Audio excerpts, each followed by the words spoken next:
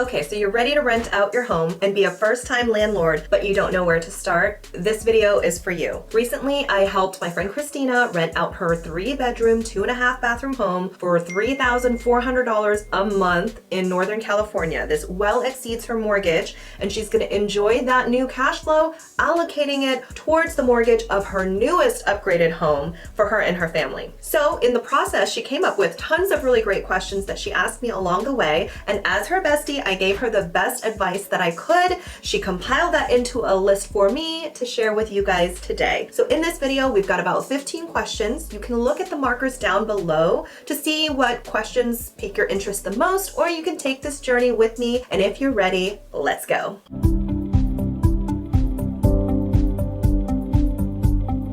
What should aspiring landlords read? I would recommend the book on managing rental properties from Brandon Turner and Heather Turner. Brandon Turner is actually a former co-host on the Bigger Pockets podcast. If you haven't heard of that before, I really recommend it. They're a great platform for learning, understanding, and listening about real estate investing, pretty much all of the nuances of real estate, which includes rental property and managing rental property. But that book is a really great resource and a great starting point. However, you should consider that renting to tenants is a very localized legal process, and so generally cities and states have their own legal requirements. It's important for you to research the tenant laws and landlord laws that's specific to your area. Airbnb versus long-term rentals, which one is better? This is a great question, and I also want to use it as an opportunity to introduce midterm rentals to you as well. Airbnb is, of course, furnished by the night rentals. It's going to require the most amount of work, communication, and coordinating with scheduling cleaners and answering guest questions, also replenishing supplies. But likely it's going to give you the most cash flow. Midterm rentals is also furnished rentals, but it is generally to traveling workers or families who are having homes that are under repair through maybe insurance claims or something like that. They're staying there for multiple months at a time, but they are not staying there long term. That still has a high cash flow also, but still requires more hands-on management. Then you've got your traditional long-term rental where the unit is unfurnished. Tenants are usually responsible for their own utilities, and you're going to sign a 1-year lease or longer, typically. So I would say it just depends on the workload and risk tolerance that you're willing to take, right? Because long-term rentals, well, they're there for that solid chunk of time. The more turnover that there is, there's more risk of vacancy in between guests or in between tenants. And so the long-term generally provides more, protection against vacancies. And it gives you a longer window of time to start saving up for vacancies should they occur. How can you effectively list your rental property? So there's a lot of different platforms nowadays, and I'm actually super excited for all you first-time landlords because this wasn't the case a while ago. You've got Zillow Rentals as a platform, apartments.com, you've got Facebook Marketplace to list your rentals, and people are so responsive on there. So one of the benefits of using either Zillow Rentals or apartments.com, and I'm sure there's other platforms too, but those are the two that I'm most familiar with. You can take photos of your property, you can create your own listing, but even better, people who see your property and search for you can apply and message with you directly on there. You can even allow them to submit an application that has a credit report, that has criminal background screening, and you can review it straight on that platform. What I love about those platforms is they have leases that are pre-generated on there. Typically you pick the state and that the lease they generate will be compliant for that state. Still, you are responsible to confirm that that is true. And then you can make your own edits on those leases, like if your home has certain rules that you want to implement or different price points or holdover fees, etc. Once you've drafted it to a place where you like it enough, you can send it out, the tenant can sign it, comes back to you, you sign it. Now you both have an electronic digital copy, so it's super convenient. Those services are free. You're wondering, how do these places make money? Well, they make money on the screening, and also the tenant, when they make rent payments to you through the platform, they have a choice to do a draft from their bank account, which should be free to them, or they can use a credit card, which then gets a fee, and the platform can earn that as well. Okay, so when it comes to tenant screening, what should landlords look for and what should they require? Part of this answer is actually a legal step that I can't do the research for you. Certain places will have rules, like for example, my house in Portland, Oregon, if a tenant candidate has had an eviction on their record, but it exceeds the number of years that they state, whatever it is, I think it was like over 2 years ago, you can't count that against them. Or some places require that landlords cannot ask for a security deposit that is greater than the rent amount for 1 month, for example. So all of those little nuances are why it's so important that you research and look into local regulations before publishing your unit for rent, because if you make those violations as you write out the description and the requirement, you could find yourself in some potential legal issues, right? We don't want that. Now, hey, quick note, I just got monetized on YouTube. So if you like this content and you want to see more, please click like and subscribe so that I can keep making this free content for you, but I can get some in my pocket too, okay? Now, back to the content. What I look for, regardless of that, because that just varies from place to place, I generally try to find a candidate who has a credit history that does not include an eviction. If they have any items in collection, then I'm hoping that those aren't things like utilities. Also, if they have a certain amount of debt on their credit, I'm going to compare that against what their income is and what the asking rent amount is to make sure that they have enough to cover everything, including regular living expenses like groceries and utilities too. So you've got income, credit history, credit score, and then I'm also looking at calling their references and making sure that previous landlords will want them back as a tenant, or did issue their security deposit back when they left, or did they give enough notice upon leaving? Were there any complaints from neighbors during their stay or any complications like that? Those are the type of questions that really help you get insight that you wouldn't otherwise find on just a credit report. So that's super important. And then lastly, especially if they apply through Zillow or apartments.com, then it's going to accompany a criminal history report, and that I always look at too. What I have found is that even traffic violations will show up on those reports, which I don't find to be a big deal unless, let's say, it's a repeat offense like driving without insurance all of the time, because that could actually affect their finances. If they're sued and they have an outstanding balance to pay through the courts, then they can't make their rent payment. So really, I'm looking for things like that to hinder their ability to pay rent or any red flags. I hope that helps. Should you, as a first-time landlord, pre-screen candidates to be tenants of yours before you schedule the walkthrough? Well, I say at the beginning, when you just did the listing and you're going to get an influx of candidates who want to apply, I would say the pre-screening isn't necessary because you should schedule an open house. And if you do a few open houses over the weekend where anyone who sees the listing or reaches out to you can come and do a walkthrough of the home, then it's not necessary to pre-screen them because you can do so when they're in person and just kind of chit chat with them while other people are walking through the house. After that though, you don't want to waste your time and schedule walkthrough appointments with every single person who's interested. You want to make sure that if they're interested, they will likely qualify to apply. So I would have a conversation with them over the phone and say, hey, I'm giving you a call to schedule the walkthrough. I just want to make sure that we're both on the same page. Did you see the listing where it says these are the requirements? We're asking for credit score of 650 or better, 2 times the rent in terms of personal income, or 2.5 times, whatever it is. And then when it gets to parts where you talk about, let's say, pets, and assuming you don't allow for pets, I wouldn't say, and we don't allow for pets. I typically say, and what pets do you have coming with you? Or do you have any pets that you'll be bringing to the property? And then if they disclose that they do have pets, then at that point I would say, unfortunately, we don't accept pets at this location. Or if they say they don't have any, then that's perfectly great. It's not a trick because I would have already outlined that in the listing. But number one, some people just don't read the listing. That's why we do the pre-screening, so that we don't waste each other's time. Number two, sometimes people forget that that was listed, and even so would intend to bring pets when the landlord does not allow for pets. And to troubleshoot that, that's why I ask it in such a way that is not clear that I absolutely don't allow for pets, so that they can let me know and I can let them know if that's okay or not. Little trick for you. What to look for in tenant applications. This is a little different than determining the qualifications for a tenant application. That would be referring to like credit score, rental history, income, that sort of thing.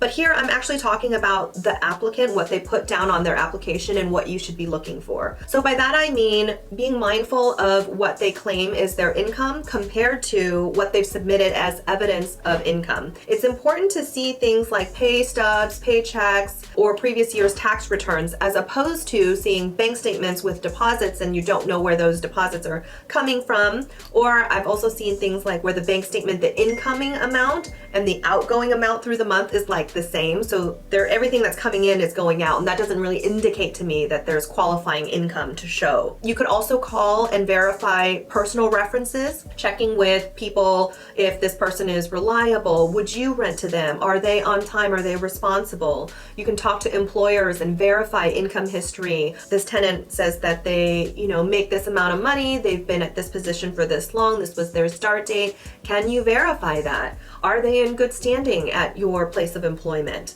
You could talk to previous landlords and ensure that they would rent to this person again. Were there any complaints filed by neighbors? And so it's really important not just to see the really obvious things like credit score and income, but to verify this person and simultaneously making sure that you are not discriminating against them for any protected class, but also realizing that you are going to be working with and renting to this person for potentially years to come. Is this someone that you want to work with, find reliable, and believe the story that they are depicting for you about their life and ability to pay? How to create an attractive rental listing. So in this day and age of AI, I have to say I love ChatGPT, and it's obviously free to use, but I do have the paid version. So what I do is I go in there and I say, hey, I want to create a rental listing. These are the features, and I list out all of the features and all of the benefits. And then I say, create a rental listing for me that highlights some of these major features. And it will create that for you. Then you can also ask it to edit, of course, if they're saying anything that kind of sounds a little wordy or is it clear. Once that's done, I just copy and paste, and then I will post it on the platform in which I'm creating the listing for, or upload any photos that I've taken of the property. Make sure that for photos, you're taking big outdoor photo shots of the fronts and the sides of the house, and then also inside of each of the rooms, both further away and some close-up views for the things that matter, like the kitchen might require some close-up views. If something doesn't really look good in the photos, you might consider doing more lighting or zoom out by a half time so you can see all of the components of the room in the one photo. I don't think you need to hire professional photographers, but just taking some, lessons from even YouTubers, do a research and see how to take photos on your cell phone of real estate properties, and that should help. What are the best ways to collect rent from tenants as a first-time landlord? I would highly recommend you not do something like pay me on PayPal or pay me on Venmo. It's really important to systematize the rent collection process so that you don't forget if they forget. And also, if they pay late, it's really important to have an automated late fee attached so that they both and you are aware that this is happening, you're not questioning it, and it will discourage them saying, oh, I'm sorry, I paid late, can you just forget the late fee? It's very important to be consistent with your expectations so that your tenants know to pay on time. Otherwise, they will have the late fee. So I use apartments.com, but Zillow offers the same thing where you can set up your tenant through the rental portal. They can link their bank account. You can link your bank account, and so they make the payment to the platform platform transfers it to your bank account. That's free for you both. Or they can pay using another form of payment like a credit card. They get charged a fee. That's how the platform makes money. You don't have to pay anything unless you want that money transferred to you super speedy.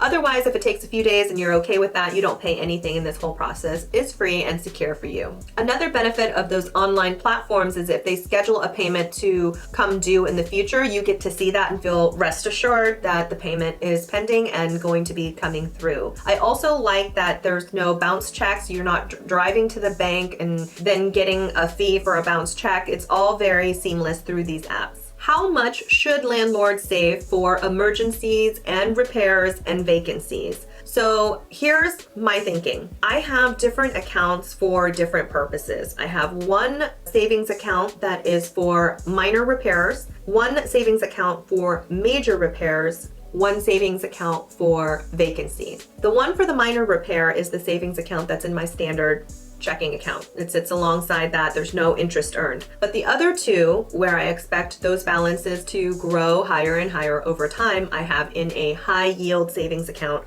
online banking account. That way they can earn interest, and that really matters when the balances are higher. Every month I do an auto transfer to pay the mortgages that are outstanding, pay all of the bills, and then transfer money into those respective accounts. I also have a fourth account that is taxes, saving for taxes as well. So how much do I allocate into them? And here it is. Because I manage my own properties, I do 5% to repairs, 5% to vacancy, 5% to long-term repairs, and 5% to taxes. They just happen to sit in these accounts, and this is the system that I've come up with. I don't have scientific data to back this up, and those monies are transferable between the different accounts. So if I found that I've used up the minor repair funds, I can then dip into the major repair funds. If I've used up money from the taxes account and I need more in there, I'll just pull from the other accounts. Once they start building and building high enough, like for example, the taxes account, by the end of the year, I've used it, I've paid the taxes that I owed, if any, then the extra I'm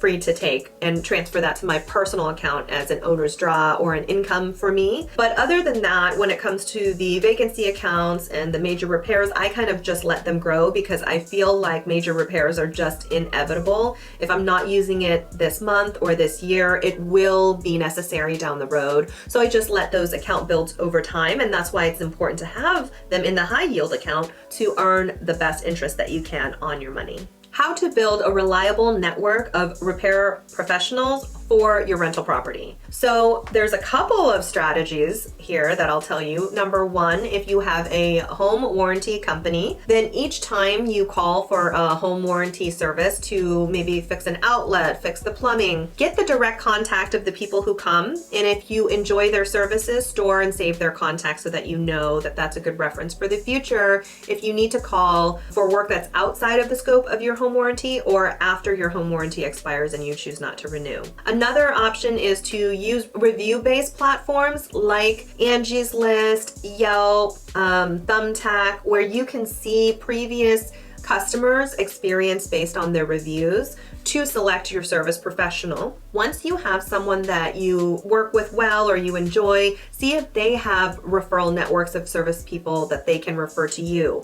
Oftentimes, home service professionals network and know each other or have family members who are in different trades that they can refer to you. That's a great way to do it. You can also contact your local Chamber of Commerce to find reputable service providers as well. And just keep in mind that sometimes independent providers who don't belong to a company might charge less because they have less overhead, but it's still really important to get references and understand that they're going to deliver good quality as opposed to just cheaper service and worse service. That's not really gonna help you. Home warranties, do I like them? Do I not? I've had home warranties for years on all of my properties. The pros with home warranty, the benefits is that they have a lot of times access to these service providers and you don't have to do the homework and research to find out who to call to come to fix the things that are needed. But the drawback is that if they don't have a long enough roster of service providers, you end up waiting a long time, and time sometimes can be money, especially if you have to give a discount to your tenant or to your renter when something isn't working properly. So it's important to weigh those options. Over the years, I have been very happy with home warranty companies, but I've now made the decision to cancel all of my home warranties and let them expire and not renew. And here's why. I did the math and looked at the price increase that they've issued per policy and the price increase that they've issued per service visit above and beyond that policy, and then any repairs that I have had to call on my own that isn't covered into the policy. I feel like it's kind of a wash this past year. Like, I didn't save money and I didn't spend any more because of having a home warranty. So I just decided to cancel them all and deal with things as they come instead of having a standing monthly payment to them. That being said, I've benefited from having home warranty services for many years, so I don't discourage it or encourage it. I say if you got a home warranty service with the home and it's still active, or you still have an active one, start keeping track and notice if the total amount that you paid in the premiums, the service fees, and all the other repairs that you did yourself anyway,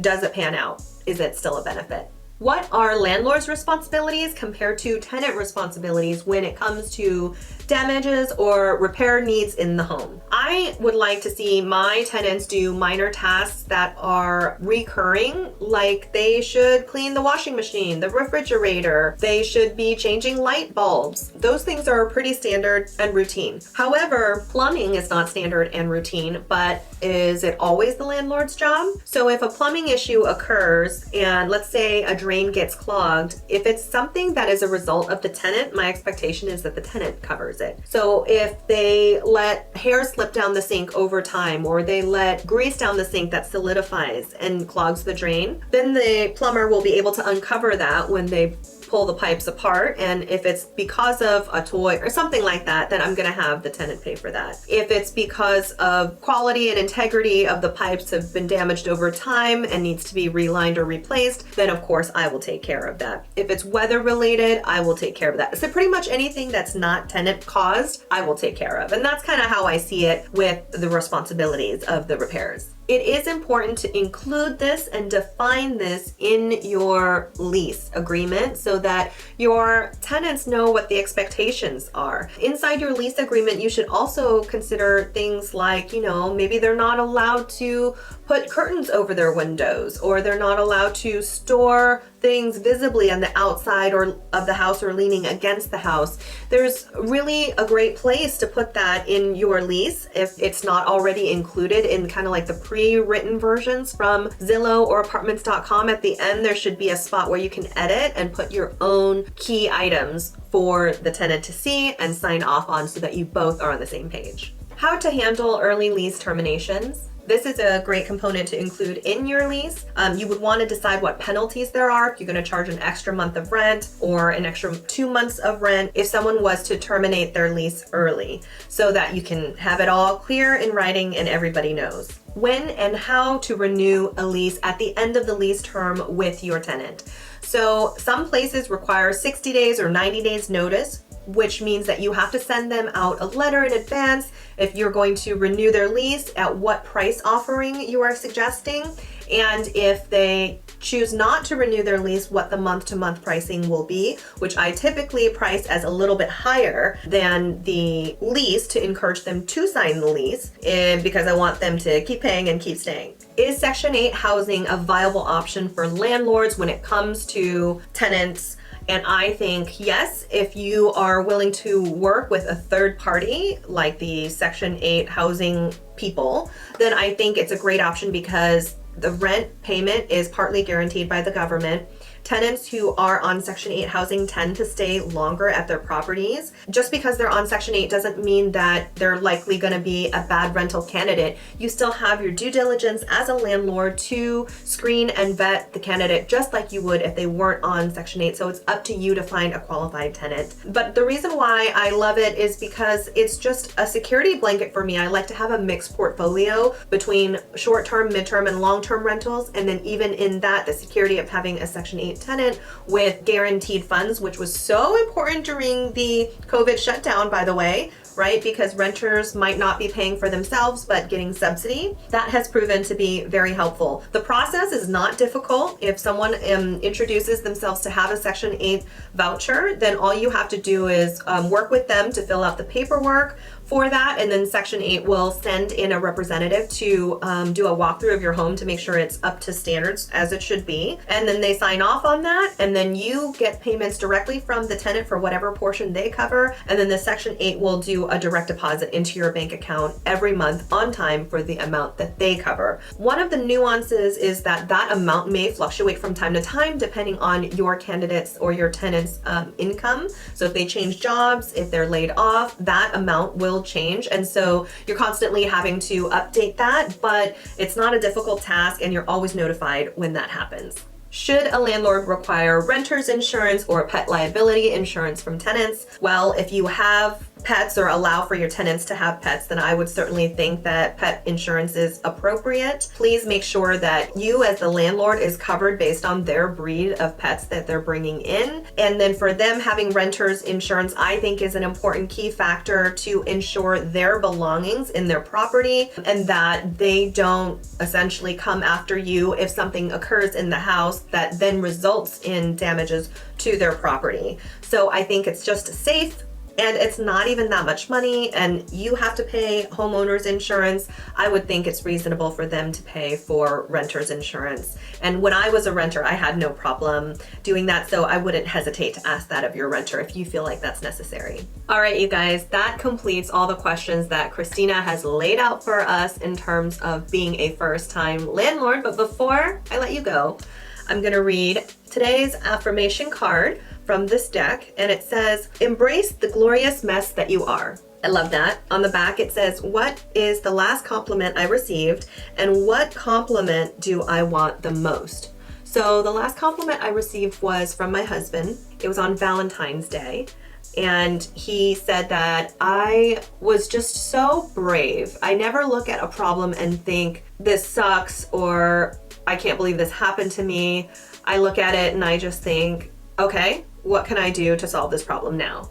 And I don't really let fear get in the way. That's what he thinks. I mean, that's not necessarily true, and I appreciate the compliment, but as far as what I like to be complimented for, my favorite thing is if someone says that I'm really generous or I'm really authentic. Those are two things that I try to be, and I hope I deliver that through this channel. I really want to give the knowledge that I've learned, or just be a reflection of you in your strive for improving your life, building financial freedom and personal freedom. That I hope it comes across as authentic, because I don't want to share things that I don't have personal experience in.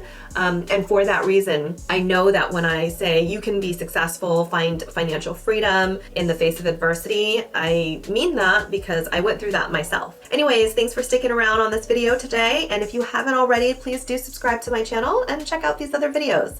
And I'll see you next time. Bye.